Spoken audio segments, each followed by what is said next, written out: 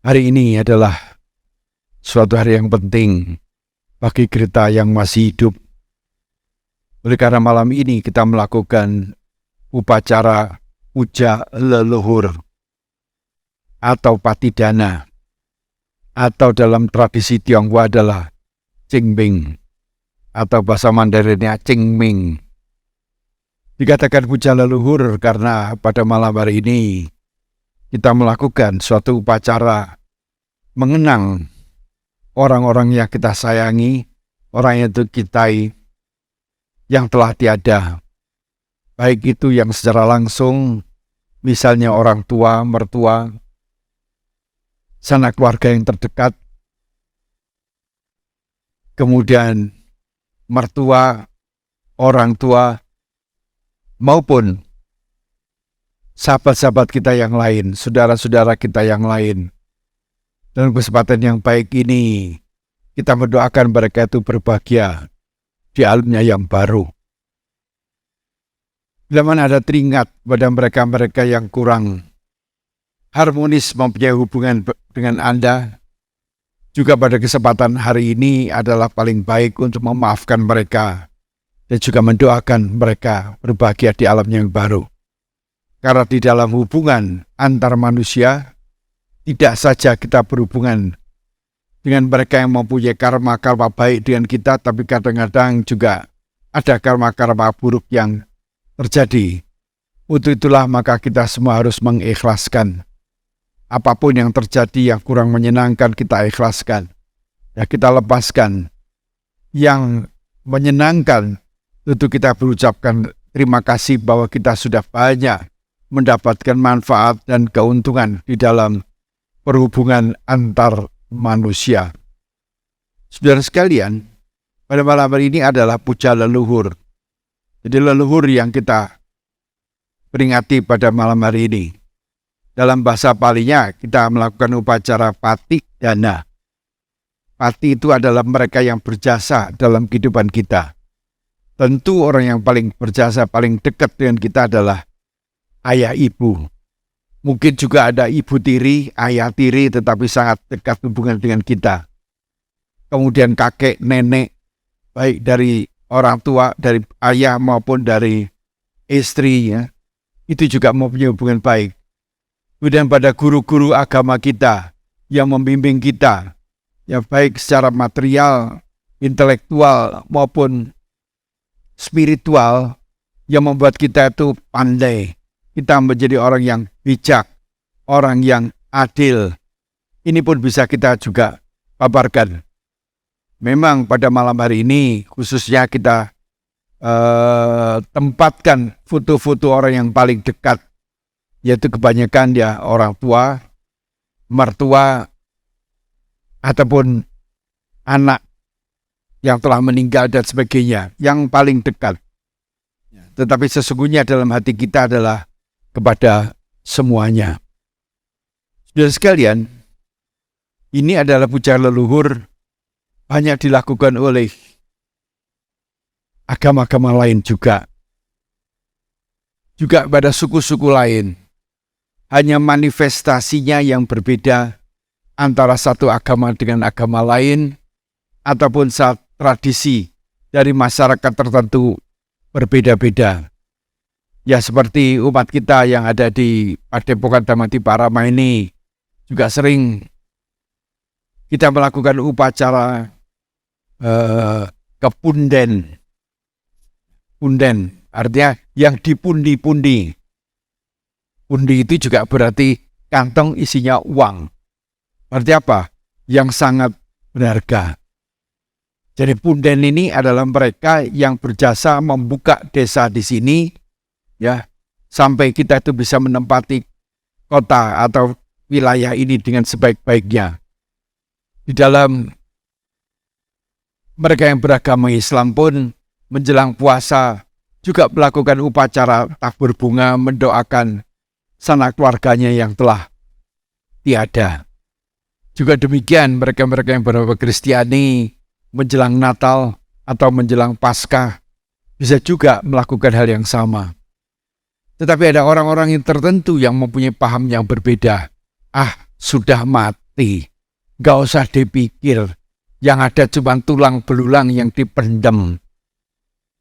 Sehingga apa? Gak usah dilihat lagi.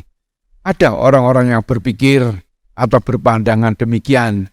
Tapi menurut kami hal itu adalah kurang bijak. Karena kita berhutang budi kepada mereka.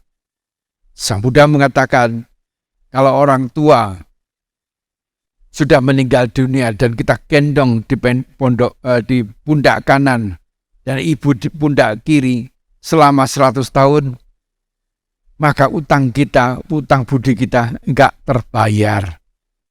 Karena itulah maka kita itu selalu hendaknya mendoakan mereka.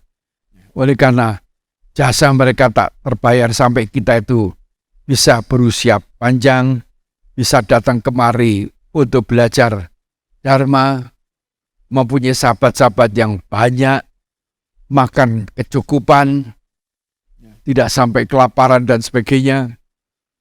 Nah, itulah yang kita harus ingat.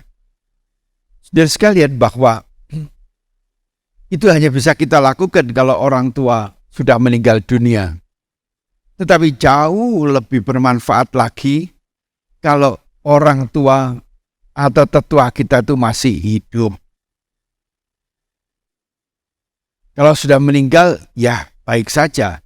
Tetapi kalau orang-orang tua itu masih hidup, hendaknya harus mendapat perhatian yang pertama dan utama.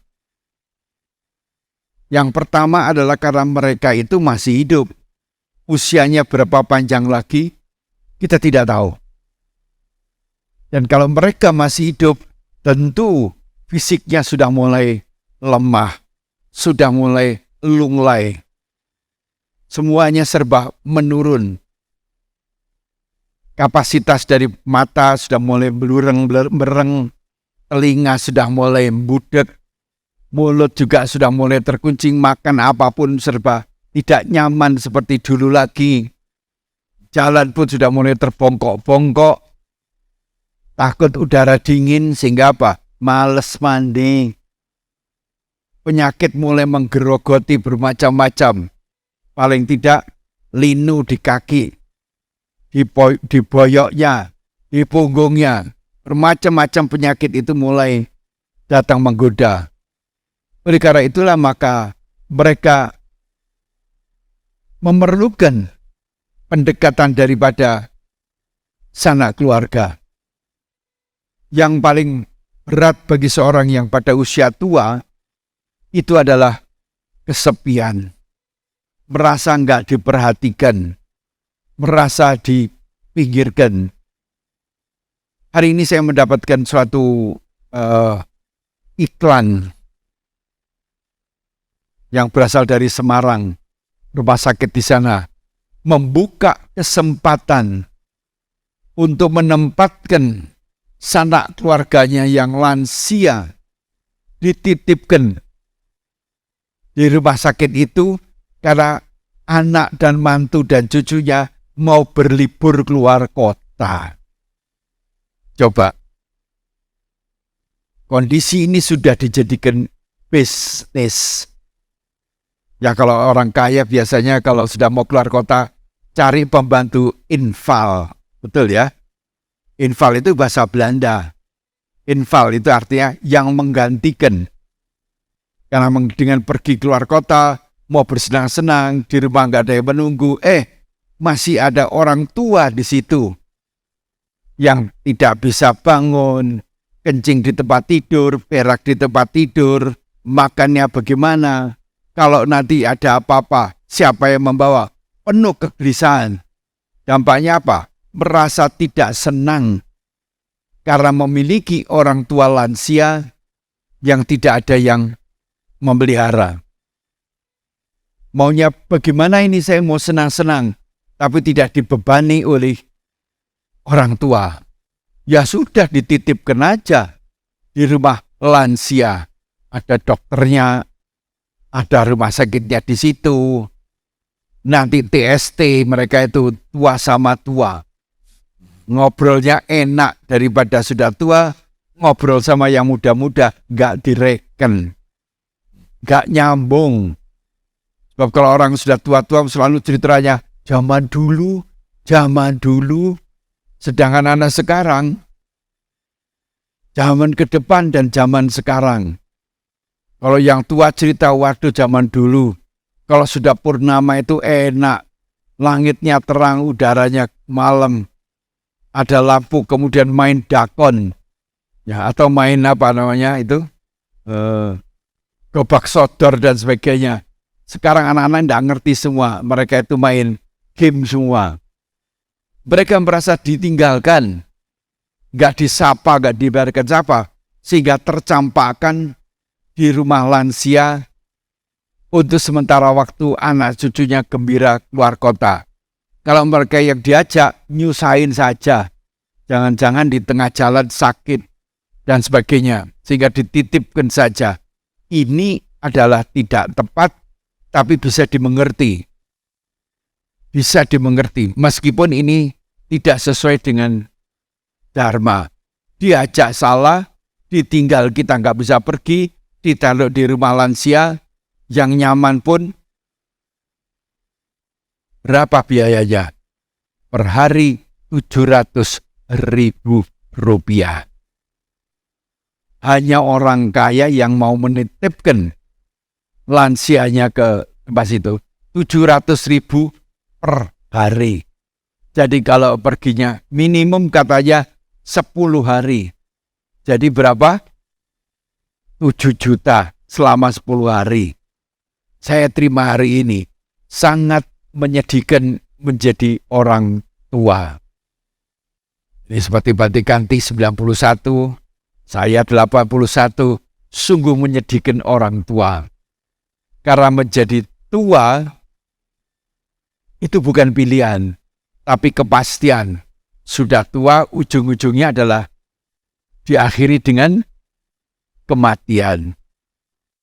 Oleh karena itulah maka Anda sekalian kalau masih memiliki orang tua yang masih hidup, nomor satu, sapalah mereka, peliharalah mereka, hidupilah mereka karena hutang budi ini tidak terbayar. Dan sesuai dengan dharma, kalau Anda bisa merawat, memelihara, mengawetkan kehidupan mereka menjadi usia panjang, itu adalah suatu berkah dan memperpanjang rezeki kita. Nah, ada kebiasaan di negara-negara Buddhis. Kalau orang tua sudah meninggal, bagaimana Bante? Bagaimana saya membalas budinya? Di sana ada kebiasaan, maka biasanya umat yang berbakti memilih 1 atau 2 biku untuk menggantikan orang tuanya. Nah, di situ para biku yang sudah mulai sepuh-sepuh, mulailah diperhatikan, dirawat, dibantu, mau jalannya, makannya, kesehatannya. Karena kalau sudah tua, itu Batikanti masih berbahagia, gak sampai ngeprok. Waktu kecil kencing di tempat tidur, orang tua tidak marah. Tapi bagaimana kalau orang tua sudah tua, kemudian kencing di tempat tidur? Anaknya marah atau mantunya marah apa tidak? Ini kencing melulu di tempat tidur.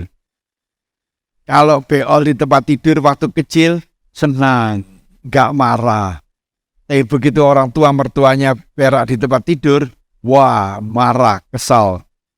Ini adalah ciri-ciri orang yang tidak bisa membalas budi.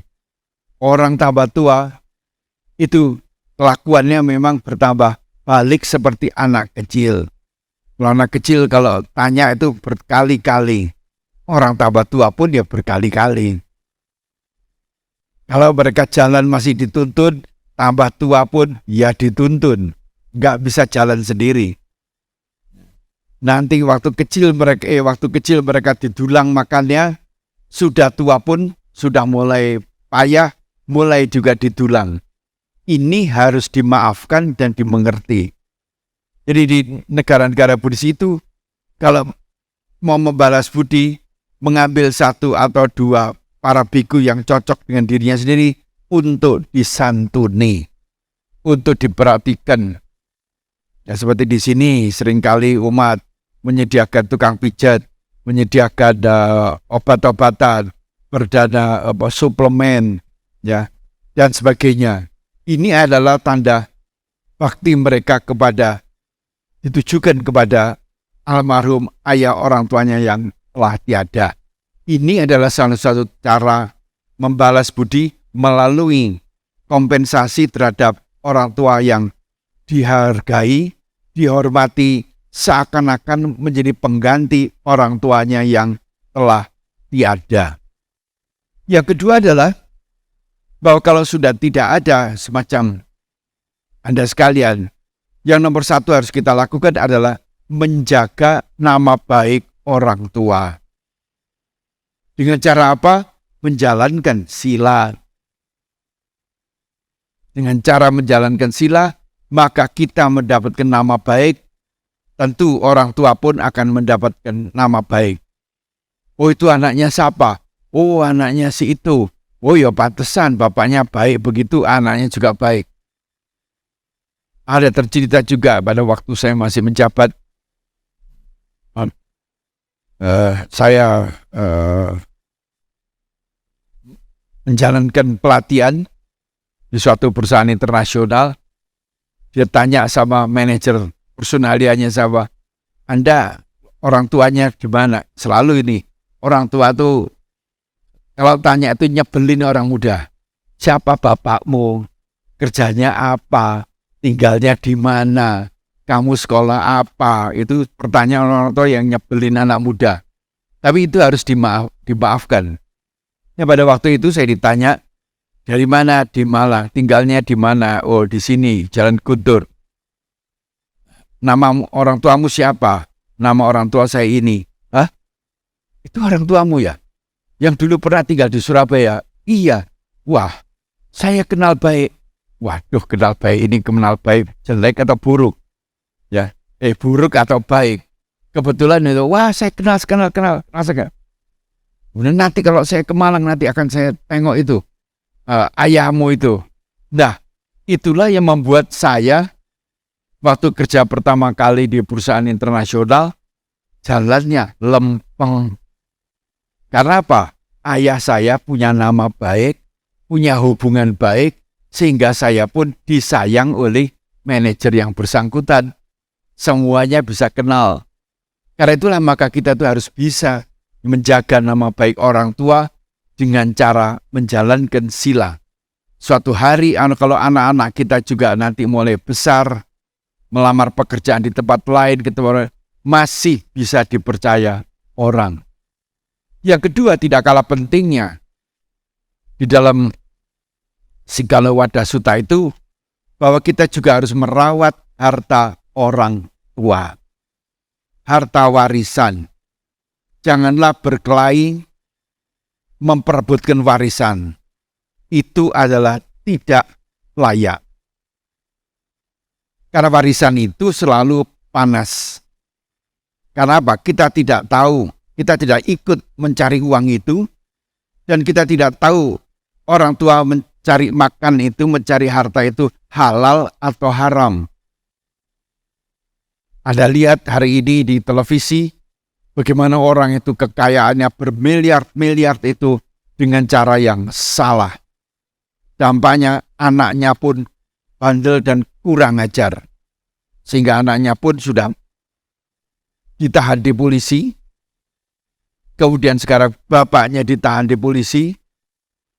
Kemudian istrinya pun lagi diincar. Karena suka pamer menggunakan tas yang puluhan juta rupiah.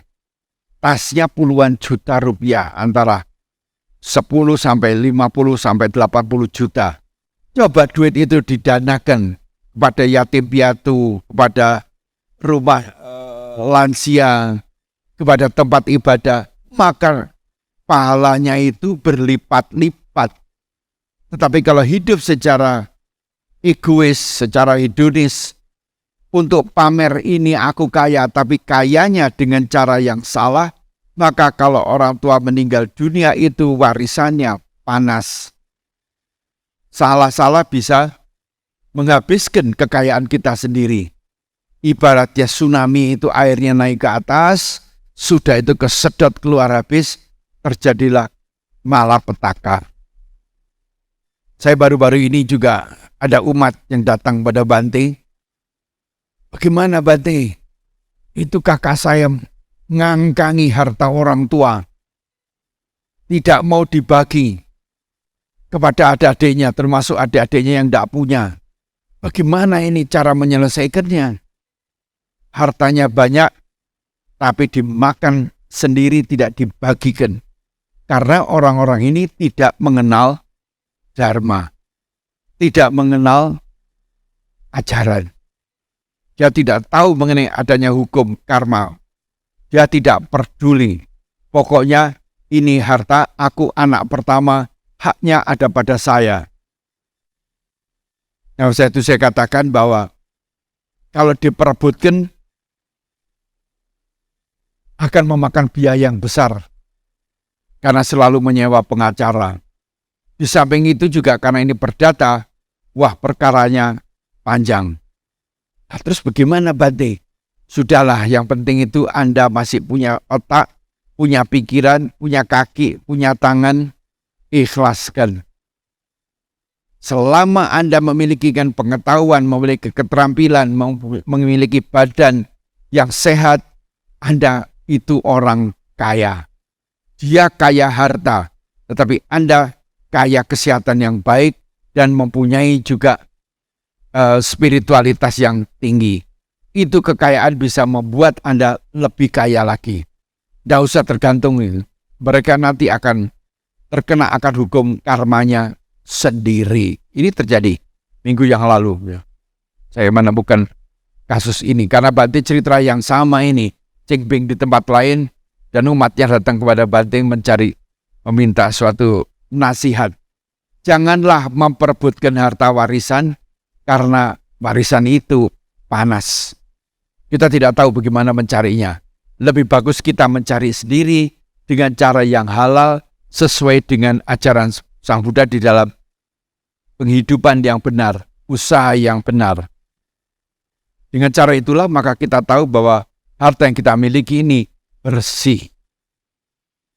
Tetapi saya katakan kalau Anda sekalian menerima harta warisan, jangan dinikmati sendiri seperti ceritanya umat itu. Tetapi kalau Anda terima, hendaknya dibersihkan. Sisihkan sebagian itu kepada mereka yang sangat membutuhkan. Entah itu membantu pendirian sekolah untuk umum, mendirikan membantu yatim piatu, memberikan beasiswa, membantu orang tua, lansia, membantu wihara, pembangunan stupa dan sebagainya. Ini akan lebih bermanfaat. Jangan 100% dinikmati dalam bentuk keserakahan. Ini yang kedua. Yang ketiga, tidak kalah pentingnya adalah sesuai dengan ajaran Sang Buddha, hendaknya tetap memelihara makamnya. Paling tidak setahun sekali mengunjungi makamnya, melihatnya, membersihkannya, menanyakan siapa yang menjaga tempat ini, kemudian membacakan parita-parita di situ, sambil mengenang. Ini yang penting itu adalah mengenang. Mengenang kebaikan beliau. Mengenang pesan-pesan beliau. Mengapa beliau itu sampai sukses. Tapi kalau beliau nasibnya tidak baik, ya kita maafkan. Dan kita pelajari kenapa beliau nasibnya tidak baik. Pasti ada hal yang tidak sesuai dengan dharma. Gunanya upacara patidana itu di situ. Dan kita menghormat dan tidak lupa bahwa kita juga melakukan dana paramita atas nama leluhur tersebut. Hari ini upacaranya tanggal 4 bulan 4. Ya, 4 ini, kenapa 4 ini? Bahasa Tionghoanya adalah si. Artinya apa? Mati. Karena itu di Tionghoa nggak suka angka 4 itu. Tanggal 4, bulan 4, ya tidak suka. Hotel pun tidak ada yang lantai 4. Kalau orang barat itu 13. Kamar yang ada 13 yang nggak ada celaka. Celaka 12 sampai 13. Kalau bahasa Indonesia celaka 12. Tapi kalau orang barat celaka itu 13. Apalagi 13-nya itu jatuh hari Jumat. Itu hari celaka itu. Orang barat. Kalau kita kan barat daya ya. Beda. Nah karena itulah maka tanggal 4 bulan 4 di dalam tradisi Tionghoa ini adalah hari puja bakti mereka. Dan pada waktu kayak begini, selama seminggu sebelum dan seminggu sebelumnya, mereka balik semua. Ya tentu banyak teman-teman Tionghoa yang nenek moyangnya masih ada di Tiongkok. Entah di Fujian, entah di Hong Kong, entah di Fuzhou. Tentu melakukan upacaranya di tempat ini. Di tempat wihara-wihara tertentu melakukan upacara. Nah tentu yang orang Jawa pasti mempunyai tradisi tersebut, apakah itu yang disebut sebagai nyadran. Ya, kalau di Islam nyadran itu ya sebelumnya. Kemudian bisa juga pada waktu suro, bisa juga pada waktu acara kepunden. Yang dari Lombok, upacaranya juga beda lagi. Arwah ya, apa namanya? Marwah, arwah itu ya, misalnya daerah arwah. Mereka juga menyelenggarakan upacara itu. Di daerah Kalimantan juga ada yang sama. Waktunya berbeda-beda sesuai dengan tradisi masing-masing. Intinya adalah mengenang kebaikan kebajikan para leluhur, baik yang langsung maupun tidak langsung. Dan kita doakan, Idangwo natinam hotu sukita hotu natayo. Semoga sanak keluargaku yang telah tiada berbahagia adanya. Melakukan upacara patidana di dalam ajaran Sang Buddha tidak harus setahun sekali waktu tertentu. Tetapi setiap saat kita melakukan kebaikan dan kebajikan kepada siapapun juga, maka pada waktu itulah setelah kita melakukan kebajikan, limpahkan kepada leluhur kita. Orang yang terdekat dengan kita yang Anda ingat. Dengan ucapkan, Idangwo natinam hotu sukita hotu natayo. Satu kali aja cukup. Setiap kali berbuat kebaikan, kebajikan, apa saja bentuknya, kapan saja dan di mana saja. Tidak usah menunggu 1 tahun 1 kali. Itu adalah cara kita itu untuk menanam kebaikan, kebajikan yang kita tujukan kepada para almarhum, almarhumah, para mendiang, tetapi juga itu manfaatnya ada dalam diri kita masing-masing. Jadi sekali tanam untuk mendiang dan juga untuk kita sendiri. Jadi 2 keuntungan, bukan 1 keuntungan. Dan ini manfaatnya sangat besar sekali. Ya. Terutama kalau orang tua masih hidup atau sahabat-sahabat kita masih hidup, kita santuni mereka. Nah, menjadi tua itu adalah suatu hal yang pasti. Mati adalah pasti. Yang tidak pasti adalah kapan matinya, bagaimana matinya. Tentu kita sebagai manusia yang hidup mengharapkan itu kita mati dengan tenang, dengan damai, tidak kejet-kejet. Atau juga ada orang yang meninggal ditabrak truk ya, di televisi ada itu, ya, kepalanya pecah, darahnya kemana-mana. Kalau bisa tenang itu meninggalnya tenang. Tapi semua itu tergantung daripada perilaku kita. Kalau perilaku kita penuh dengan kesadaran, tidak ugal-ugalan, hidup secara dengan damai, maka pada waktu mau meninggal dunia pun sudah bisa dengan tenang. Nah, Bante atau Samanera paling banyak itu diundang ke rumah sakit kalau sudah mulai ada yang kritis, ada yang manjur doanya. Begitu sudah didoakan, belum sampai meninggal, belum sampai pergi, sudah meninggal dunia. Demikian juga dengan ibu saya. Katanya malam ini meninggal dunia. Ternyata belum meninggal. Wah, kalau gitu nunggu saya ini begitu. Besoknya berarti terbang ke Jakarta, juga sampai siang belum meninggal. Apa yang terjadi? Pada sore hari, Bante Citagutu dan Dhamma Supo lewat di depan rumah sakit itu. Beliau ingat, wah, mamanya Bante Jayamedo ada di sini. Ayo kita mampir. Mampir beliau. Sekitar jam 6 beliau tiba. Nah, kita bertiga membacakan parita, meskipun beliau Muslim, keluarga Bante Muslim juga membacakan parita itu. Apa yang terjadi? Setelah membacakan parita, langsung itu bunyi tit, tit, tit. Gambarnya, rekaman itu rata alias meninggal dunia. Meninggal dunianya bukan karena menunggu saya saja, menunggu komplit 3 biku membacakan parita suci. Ini adalah cara hidup mati dengan tenang, mati dengan bahagia. Demikian juga ayah saya meninggal dunia. Kemudian saya tutup matanya karena saya lihat matanya sudah mulai seperti orang menangis. Saya tutup matanya, saya bacakan parita. Hanya sendirian, adik-adik kakak saya lagi pulang karena sudah seharian jaga. Di saat itulah beliau meninggal dunia dengan tenang. Karena itulah maka belajar Dharma ini sangat penting. Melaksanakan Dharma jauh lebih penting. Sehingga kita itu bisa hidup tenang, bahagia. Tidak hanya untuk diri sendiri tetapi juga untuk orang-orang lain. Jadi menjadi tua itu adalah pasti.